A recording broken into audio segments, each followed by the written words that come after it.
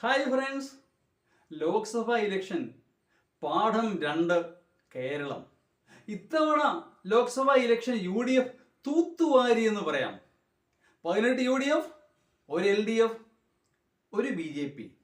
പക്ഷേ ഈ വിജയങ്ങളിലെല്ലാം മികച്ചു നിൽക്കുന്നത് തൃശ്ശൂരെ സുരേഷ് ഗോപിയുടെ വിജയമാണ്. ഇടതുപക്ഷവും വലതുപക്ഷവും ആത്മാർത്ഥമായി സഹകരിച്ച് ഒരു സംശയമില്ല. എന്തൊക്കെ പറഞ്ഞാലും മിന്നുന്ന വിജയം. Hats of two Suresh Gopi, congratulations.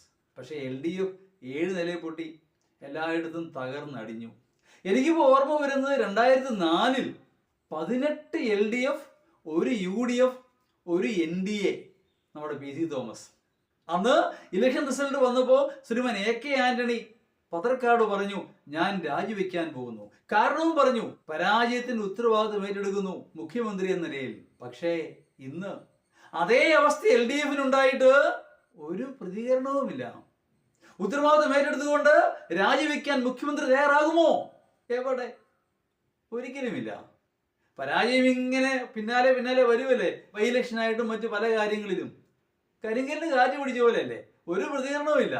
പിന്നെ പാർട്ടി സെക്രട്ടറി, അദ്ദേഹത്തിന് വിദൂഷക വേഷം. ആ മുഖ്യമന്ത്രി എന്ത് ചെയ്താലും പ്രശംസിക്കുക, അത് തന്നെ. അദ്ദേഹം പറയും, ആ പേഴ്സൻറ്റേജ് കൂടി അല്ലെങ്കിൽ കുറഞ്ഞില്ല, UDFിന് കൂടുതൽ കുറഞ്ഞു, ഞങ്ങൾക്ക് വിജയമാണ്, അതേ പറയുള്ളൂ. ഗവൺമെന്റ് വിരുദ്ധ വികാരം ശക്തമായിരുന്നു. അതിലുപരി പിണറായി വിരുദ്ധ വികാരം അതിശക്തമായിരുന്നു.